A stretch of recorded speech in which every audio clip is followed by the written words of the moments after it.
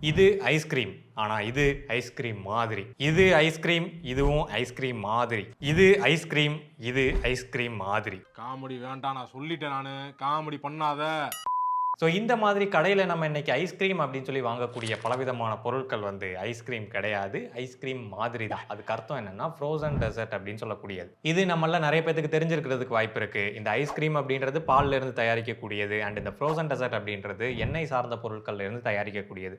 So எண்ணெயில இருந்து தயாரிக்கிறதுனால இது உடலுக்கு தீங்கானது அப்படின்னு நிறைய பேர் சொல்லி நீங்க கேள்விப்பட்டிருப்பீங்க. பட் நம்ம இன்னைக்கு இந்த வீடியோல பார்க்கக்கூடிய விஷயம் என்னன்னா, உண்மையிலேயே இந்த ஃப்ரோசன் டெசர்ட் அப்படின்றது உடலுக்கு தீங்கானதா, இது ஆயில் சார்ந்த பொருட்கள்ல உருவாக்குறாங்க அப்படின்னா எதுக்காக அந்த மாதிரியான ஒரு ப்ராடக்ட்டை கொண்டு வரணும், இல்ல இது ஒரு சீப்பான ஐஸ்கிரீமோட காப்பியா அப்படின்ற மாதிரி விஷயங்களை தான் நம்ம டீட்டெயிலா தெரிஞ்சுக்க போறோம். நம்ம எப்படி இந்த ஃப்ரோசன் டெசர்ட் ஐஸ்கிரீமோட டூப்ளிகேட் காப்பி அப்படின்னு சொல்லி நினைக்கிறோமோ, அதே மாதிரி நம்மளோட ஒரிஜினல் ஐடியாவை ப்ராப்பரா இங்கிலீஷ்ல கன்வே பண்ண முடியாம போச்சு அப்படின்னா அதுவும் ஒரு டூப்ளிகேட் காப்பி மாதிரி தான் இருக்கும். ஆனா இனி நீங்களும் தெளிவா இங்கிலீஷ்ல பேசலாம். இப்ப பாருங்க, I coming lately office because my bike tire puncture. The sentence I correct சொல்ல நான் ஹெல்ப் பண்றேன். I was late to the office because there was heavy traffic on the way. இது உங்களுக்கு புரிஞ்சுதா? பாத்தீங்களா, தமிழ்லயே பேசி இன்ஸ்டன்டா கரெக்ஷன் கொடுத்துருச்சு. இது ஒரு கம்ப்ளீட் ஸ்போக்கன் இங்கிலீஷ் கோர்ஸ். இதுல அன்லிமிட்டட் இங்கிலீஷ் ஆக்டிவிட்டிஸ் ப்ரொவைட் பண்ணியிருக்காங்க. ஆஃபீஸ் கான்வர்சேஷன், இன்டர்வியூ கான்வர்சேஷன் மாதிரியான நமக்கு தேவையான ஒரு கான்வர்சேஷனை செலக்ட் பண்ணி டெய்லியும் மினிமம் ஒரு 15 மினிட்ஸ் ப்ராக்டிஸ் பண்ணாலே போதும் இங்கிலீஷ் பேசுற கான்ஃபிடன்ஸை ஈஸியா பில்ட் பண்ணிக்க முடியும். இதுதான் சூப்பர் நோவா ஏஐ, உங்களோட packet friendly AI English teacher. பழைய ஒர்க் ஆகாத மெத்தட்ஸை விட்டுட்டு இப்பவே சூப்பர் நோவால ஜாயின் பண்ணி உங்களோட இங்கிலீஷ் கான்ஃபிடன்ஸை ஸ்மார்ட்டா பில்ட் பண்ணுங்க. டிஸ்கிரிப்ஷன்ல லிங்க் இருக்கு, அது மூலமா ஜாயின் பண்றவங்களுக்கு 75% வரைக்கும் ஸ்பெஷல் ஆஃபர் கொடுக்குறாங்க. மிஸ் பண்ணிடாதீங்க, உடனே ஜாயின் பண்ணுங்க. இந்த ஐஸ்கிரீம் அப்படின்றது நமக்கு எப்படி இன்ட்ரோடியூஸ் ஆகுது அப்படின்னு சொல்லி கேட்டீங்கன்னா, கோன் ஐஸ் இருக்கு இல்லையா, அதாவது இந்த மாதிரி கோன்ல மேல வந்து இந்த ஒயிட் கலர்ல கொஞ்சோண்டு அந்த ஐஸ்கிரீமை வந்து வச்சு தராங்க. அப்படிதான் நமக்கு ஐஸ்கிரீம் அப்படின்றதே பரிச்சயம் ஆகுது. ஸோ அதுக்கப்புறமா நம்ம கொஞ்சம் கொஞ்சமா அப்கிரேட் ஆகி இந்த மாதிரி டப்பால வர்றதையும் அண்ட் இந்த மாதிரி கோன் ஐஸையே மொத்தமா மூடி கொண்டு வர்றதையும் பார்க்குறோம். ஸோ அதுதான் இப்போ வரக்கூடிய ஐஸ்கிரீம்ஸ் எல்லாமே. ஸோ இதுல இந்த மாதிரி வரக்கூடிய ஒரு சில ஐஸ்கிரீம்ஸ் வந்து ஐஸ்கிரீமாவும் இருக்கு, ஃப்ரோசன் டெசர்ட்டாகவும் இருக்கு. ஆனா இந்த ரெண்டும் உருவாக்கப்பட்டதுக்கான பர்பஸ் வந்து வேற வேற. அது என்ன பர்பஸ் அப்படின்றத தெரிஞ்சுக்கிறதுக்கு நம்ம ஐஸ்கிரீம்னா என்ன, ஃப்ரோசன் டெசர்ட்னா என்ன அப்படின்றத புரிஞ்சுக்கணும். உதாரணமா இங்க இருக்கக்கூடிய இந்த ஐஸ்கிரீம் எடுத்துக்கிட்டோம் அப்படின்னா அதுல கொடுத்துருக்கக்கூடிய இன்கிரீடியன்ஸை நம்ம பார்த்தோம் அப்படின்னா இதுல வந்து milk solids, sugar, liquid glucose, emulsifiers. So base இன்கிரீடியண்டா இதுல இருக்கக்கூடியது மில்க் அண்ட் மில்க் சாலிட்ஸ் தான். ஸோ அப்போ பாலை நல்லா காய்ச்சிட்டு அதை வடிகட்டி அதுல வந்து ஃபிளேவர்ஸ், சுகர் இதெல்லாம் ஆட் பண்ணோம் அப்படின்னா அது சிம்பிளா ஒரு ஐஸ்கிரீமா மாறிடும். அதே இது இங்க இருக்கக்கூடிய இந்த ஃப்ரோசன் டெசர்ட்டை பார்த்தோம் அப்படின்னா அதோட இன்கிரீடியன்ஸ்ல பாத்தீங்கன்னா water, sugar, palm kernel oil, palm oil, coconut oil, இந்த மாதிரி ஆயில் தான் இதோட பேஸ் இன்கிரீடியண்டா இருக்கு. ஸோ அந்த ஆயில்ல இருக்கக்கூடிய ஃபேட் கண்டென்ட்டை ரிமூவ் பண்ணி அங்க மில்க் சாலிட்ஸ் பயன்படுத்தியிருந்தாங்க இல்லையா, அதுக்கு பதிலாக இந்த ஃபேட் கண்டென்ட்டை ஆட் பண்ணி ஒரு டெக்ஸ்சரை வந்து கொண்டு வராங்க. அதுதான் இந்த ஃப்ரோசன் டெசர்ட் அப்படின்றது. FSSAI என்ன சொல்றாங்க அப்படின்னா, ஒரு பொருளை நீங்க ஐஸ்கிரீம் அப்படின்னு சொல்லி கேட்டகரைஸ் பண்ணணும் அப்படின்னா அதுல 10% ஆவது மில்க் ஃபேட் அப்படின்றது இருக்கணும். அப்பதான் ஐஸ்கிரீம்னு நீங்க சொல்ல முடியும். இந்த 10% மில்க் ஃபேட்டை கொண்டு வர்றதுக்கு அதுல இருந்து 6 மடங்கு அதிக அளவுல இருக்கக்கூடிய பாலை ஊத்தி நம்ம காய்ச்சி எடுத்தோம் அப்படின்னா மட்டும்தான் நமக்கு 10% அளவுக்கான மில்க் ஃபேட் கிடைக்கும். அதுக்கு அர்த்தம் 60% அளவுக்கு அதுல மில்கை சேர்த்திருக்கணும். அதே ஃப்ரோசன் டெசர்ட் அப்படின்னு சொல்லி நீங்க கேட்டகரைஸ் பண்ணணும் அப்படின்னா அதுக்கு ஃபேட் கண்டென்ட் வந்து 10% மினிமமா இருக்கணும். அது மில்க் ஃபேட்டா இருக்கணும்ன்றது அவசியம் கிடையாது, ஆயில்ல இருந்து கிடைச்ச ஃபேட்டா கூட இருக்கலாம். சரி, இப்போ முக்கியமான கேள்விக்கு வரும், எதுக்காக அந்த மாதிரி ஃப்ரோசன் டெசர்ட் அப்படின்ற மாதிரியான ப்ராடக்ட்டை உருவாக்கணும்? நம்ம காமனாக பார்க்கும்போது பாம் ஆயிலோ வெஜிடபிள் ஆயிலோ அதோட விலை கம்மி, இந்த பாலோட விலை வந்து அதிகம். அப்போ விலையை குறைக்கிறதுக்காகத்தான் இந்த வெஜிடபிள் ஆயில் ஆட் பண்ணுறாங்க அப்படின்ற மாதிரி தான் நமக்கு தோணும். பட் ஆக்சுவலாக பார்த்தோம் அப்படின்னா இந்த ப்ராடக்டோட விலையும் வந்து 45 ரூபா, இது ஐஸ்கிரீமு, இந்த ப்ராடக்டோட விலையும் 45 ரூபா. அப்போ ஐஸ்கிரீமும் சரி ஃப்ரோசன் டெசர்ட்டும் சரி ரெண்டுமே வந்து அதோட வெயிட்டுக்கு ஒரே அளவு ப்ரைஸிங் தான் போட்டிருக்காங்க. அப்படி இருக்கிறப்போ இது விலையை கம்மி பண்ணுறதுக்காக அப்படின்னு சொல்லி நம்ம சிம்பிளாக சொல்ல முடியாது. முடியல. அப்போ எதுக்குப்பா இந்த மாதிரி கொடுக்குறாங்க அப்படின்னு சொல்லி கேட்டிங்கன்னா, முதல் விஷயம் இதோட மெல்டிங் பாயிண்ட். ஐஸ்கிரீமுக்கும் சரி ஃப்ரோசன் டெசர்ட்டுக்கும் சரி இந்த மெல்டிங் பாயிண்ட் அப்படின்றது ஓரளவுக்கு சேம் தான். ஆனால் இந்த ஐஸ்கிரீமில் உள்ள பிரச்சனை என்னன்னு சொல்லி கேட்டிங்கன்னா, இந்த ஐஸ்கிரீம் மெல்ட் ஆகும்போது சீக்கிரமே அதோட ஸ்ட்ரக்சர் உடைய ஆரம்பிச்சிடும். உடஞ்சி கொஞ்சம் கொஞ்சமாக ஈஸியாக லீக் ஆக ஆரம்பிச்சிடும். நீங்கள் பார்த்தீங்கன்னா தெரியும், இந்த ஐஸ்கிரீமு மெல்ட் ஆகி அதுலேருந்து அப்படியே சொட்டு சொட்டாக விழுது அண்ட் இங்கே ஃபுல்லாக இந்த ஐஸ்கிரீம் வந்து லீக் ஆயிருச்சு. ஆனால் அதே இது நம்ம அண்ணன் ஃப்ரோசன் டெசர்ட்டை பார்த்தீங்க அப்படின்னா ஒரு சொட்டு வெளியில் சிந்தலை.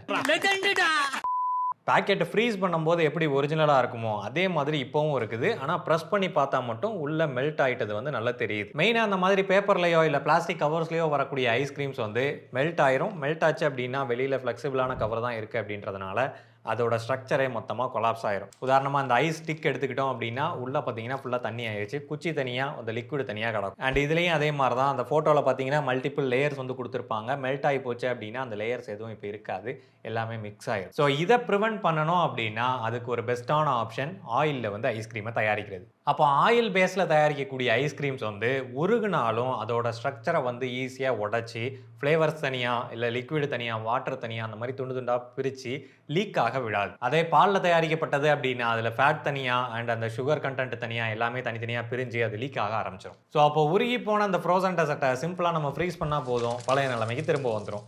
ஆனால் அதே இது இந்த ஐஸ்கிரீமை திரும்ப ஃப்ரீஸ் பண்ணோம் அப்படின்னா பழைய நிலைமைக்கு வந்துடும், ஆனால் அதில் லீக் ஆன இந்த ஃப்ளேவர்ஸ்லாம் இருக்கு இல்லையா, இதெல்லாம் கிடைக்காது. ஸோ ப்ராடக்டோட ஒரிஜினல் டேஸ்ட் அப்படின்றது அதில் போயிடும். இந்த டிஃப்ரென்ஸை நீங்கள் நல்லா நோட் பண்ணணும் அப்படின்னா சாக்கோபார் ஐஸ்கிரீம் வந்து ரெஃபரன்ஸாக எடுத்துக்கங்க. அதில் வெளிப்பக்கம் பார்த்தீங்கன்னா ஒரு சாக்லேட் லேயர் கொடுத்துருப்பாங்களா, அது வந்துட்டு ஆயிலில் பண்ணது, அது ஒரு ஃப்ரோசன் டெசர்ட். ஆனால் உள்பக்கம் ஐஸ்கிரீம் கொடுத்துருப்பாங்க, அது பாலில் பண்ணது. ஸோ அதை நீங்கள் சாப்பிடும் போதே தெரியும், உள்ள நல்ல சீக்கிரம் மெல்ட் ஆகும், ஆனால் வெளிப்பக்கம் வந்து அவ்வளோ ஈஸியாக மெல்ட் ஆகாது, ஒரு திக்கான லேயராக இருக்கும். என்னதான் அது ஒரு டெக்ஸ்சர் ஃப்ளேவரை கிரியேட் பண்ணாலும் கூட வெளியில் ஆயிலை வச்சு பண்ணியிருக்கிறதுக்கு முக்கியமான காரணம் ஈஸியாக மெல்ட் ஆகக்கூடாது அப்படின்னு தான். சரி, இப்போ அடுத்த பிரச்சனைக்கு வருவோம், அதுதான் ஃப்ளேவர் அப்படின்றது. பாலை வச்சு எந்த ஒரு பொருளை நீங்கள் உருவாக்குனாலும் சரி, அதில் அந்த பாலோட ஃப்ளேவர் இருக்க தான் செய்யும், அதை நம்ம கம்ப்ளீட்டாக ரிமூவ் பண்ண முடியாது. இந்த கம்பெனிகளோட கிறுக்கு புத்தி என்னன்னா, அவங்க கஸ்டமரை அட்ராக்ட் பண்ணுறதுக்காக அவங்க கொடுக்கக்கூடிய ஃப்ளேவரு அவங்க கொடுக்குறதா மட்டுமே இருக்கணும் அப்படின்னு சொல்லி நினைப்பாங்க.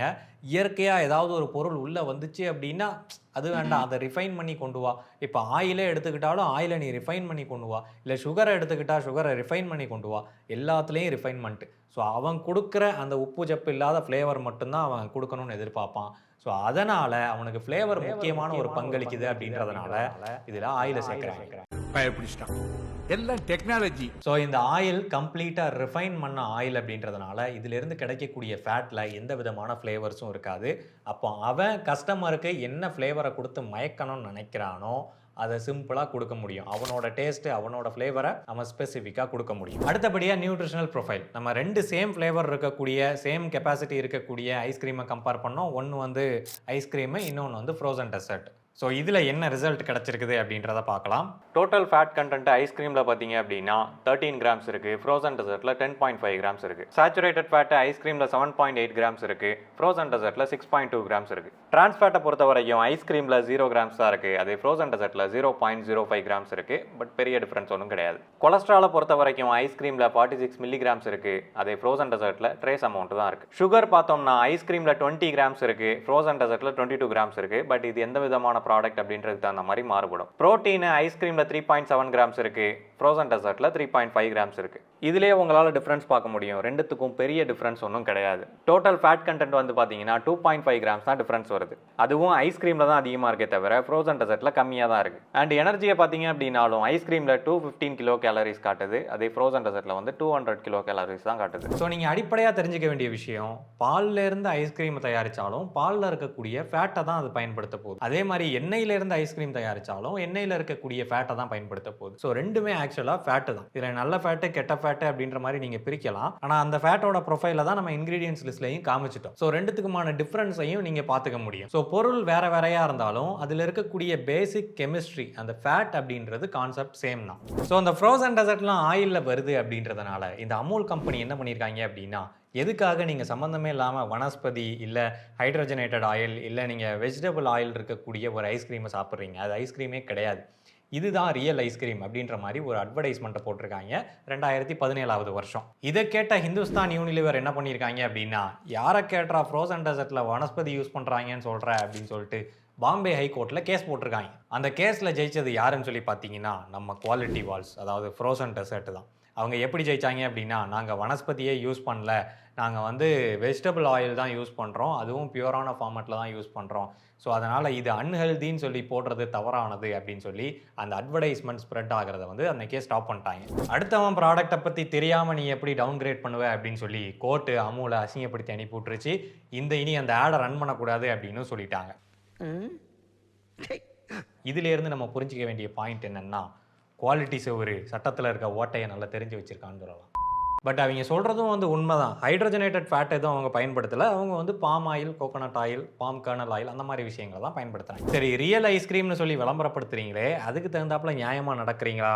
நீங்கள் பார்த்தீங்கன்னா டாப்பிங்ஸில் கோகோ சாலிடோட கோகோனட் ஆயில் சேர்க்குறீங்க. அது மட்டும் இல்லாமல் பிஸ்கட்லையும் வந்து கோகோனட் ஆயில் சேர்க்குறீங்க. அது போக எமல்சிஃபையர் நல்லா மிக்ஸ் ஆகணும்னு சொல்லி சேர்க்குறீங்க. எதுக்கு இதெல்லாம் சேர்க்குறீங்க? நீங்கள் தான் நேச்சுரலாக பால்ல இருந்தே எல்லாத்தையும் தயாரிச்சிட வேண்டியதுதானே. ஸோ இதுவும் வந்து ஐஸ்கிரீம் தான். இதுலேயும் வந்து பார்த்தீங்கன்னா கோகோனட் ஆயில் சேர்த்துருக்காங்க அண்டு ஃப்ளேவர்ஸ்க்காக நிறைய ஆர்டிஃபிஷியல் ஃப்ளேவர்ஸ் சேர்த்துருக்காங்க. ஸோ என்னதான் பேஸ் இன்க்ரீடியண்ட்டாக மில்க் சாலிட்ஸ் இருந்தாலும் கூட அதில் ஆட் பண்ணக்கூடிய ஃப்ளேவர்ஸ் இல்லை டாப்பிங்ஸ் இந்த மாதிரி விஷயங்களுக்கு இந்த ஆயில் அப்படின்றது கண்டிப்பாக தேவைப்பட தான் செய்யுது. ஸோ நிறைய பேர் இன்னைக்கு புரிஞ்சுக்கிட்ட விஷயம் என்னன்னு சொல்லி கேட்டிங்கன்னா, ஐஸ்கிரீம்னு சொல்லி போட்டிருந்தா அது நல்ல ப்ராடக்ட்டு, ஃப்ரோசன் டெசர்ட் அப்படின்னு சொல்லி போட்டிருந்தா கெட்ட ப்ராடக்ட் அப்படின்னு சொல்லிட்டு. பட் நியூட்ரிஷனல் ப்ரொஃபைலை வச்சு பார்க்கும்போது ரெண்டுமே ஒன்றுக்கு ஒன்று சளைச்சதில்லை. அதுக்கு அடுத்தபடியாக வரக்கூடிய சுகரு, ஃப்ளேவர்ஸு, அசிடிட்டி ரெகுலேட்டர்ஸு, எமல்சிஃபையர்ஸு இதெல்லாம் கணக்கு பண்ணி பார்த்தோம் அப்படின்னா இது ரெண்டுமே உருப்படாத ப்ராடக்ட். உங்களுக்கு இன்னும் புரிகிற மாதிரி உதாரணம் சொல்லணும் அப்படின்னா, இந்த இன்க்ரீடியன்ஸ் அதிகமாக இருக்கக்கூடிய இந்த ஐஸ்கிரீமை தேர்ந்தெடுக்கிறத விட இன்க்ரீடியன்ஸ் கம்மியாக இருக்கக்கூடிய ஒரு ஃப்ரோசன் டெசர்ட்டை நான் தேர்ந்தெடுத்துட்டு போயிடுவேன். ஸோ சிம்பிளாக ஒரு பேரை வச்சு நீங்கள் முடிவு பண்ணிட முடியாது இது நல்லது கெட்டது அப்படின்னு சொல்லிட்டு. உங்களோட சாய்ஸை நீங்கள் தான் தேர்ந்தெடுக்கணும். இன்க்ரீடியன்ஸை பார்த்து தேர்ந்தெடுக்கணும். இவ்வளோதான் அந்த வீடியோ உங்களுக்கு பிடிச்சிருக்கும் புரிஞ்சிருக்கும் அப்படின்னு சொல்லி நம்புகிறேன். பையிங் ஃபேக்ட் சேனலுக்கு சப்ஸ்கிரைப் பண்ணுங்கள். நன்றி.